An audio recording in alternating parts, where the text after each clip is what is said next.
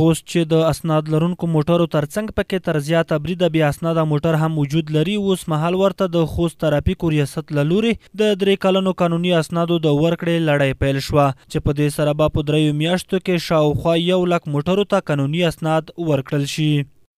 نو د دغه پروسې خو موږ ته 3 میاشتې میعاد ورکړل شوی دی چې په 3 میاشتو کې باید ټول مالکین وتوانیږي چې د خپل وسایط ثبت کړي.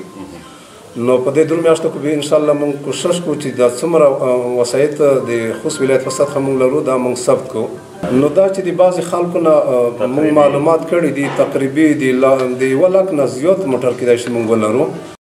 د خوست امنیه قماندان مولوي محبوب شاه کانت وایي چې په دې سره به په دغه ولایت کې تر ډیره بریده د جنایي جرمونو کچه راکمه شي. په دې کې څو اړخونه چې هغه د ولس لپاره موږ ډېر ښه ارزولي دي او ښه نتیجه به انشاءالله ورکړي چې په دې کې به د هغه موټرو مخنیوی وشي چې په هغه کې غلې کېږي، په هغه کې اختطاف کېږي، په هغه کې نشي توکي انتقالېږي او په هغه کې وژنې کېږي. انشاءالله دغه به ټول کنټرولېږي. بل لوری د موټرو قانوني اسنادو اخیستونکي په دغه پروسه خوښ دي او له ترافیکو ریاست څخه په ترافیکي برخو کې د لا نورو اسانتیاوو غوښتنه کوي. یو ډېره ښه پروسه ده چې د جرمونو کچه د غلو د وژنې د مخنیوی کوي. د ښه پروسه روانه شوې ده چې د خوست ولایت کې د پلیټونو ته پلیټونه ورکوي، اسناد ورکوي.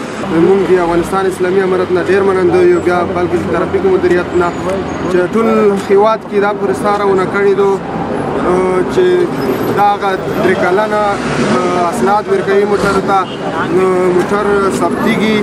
بې اسناده موټر چې ترې ډیری وخت د ترافیکي اصولو د نه مراعاتولو او ښارونو کې د بې نظمۍ ترڅنګ ورڅخه په جنایي جرمونو کې ډیره استفاده کېده. د خلکو پر خبره موټرو ته د قانوني اسنادو په ورکړې سره به تر ډیره د دغه کارونو مخه ونیول شي.